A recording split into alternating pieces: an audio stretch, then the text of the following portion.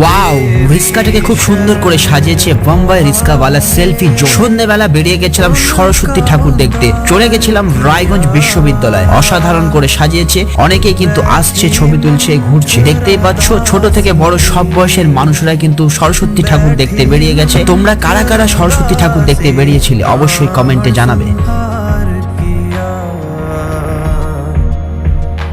जय जय सरस्वती माता, जय जय सरस्वती माता।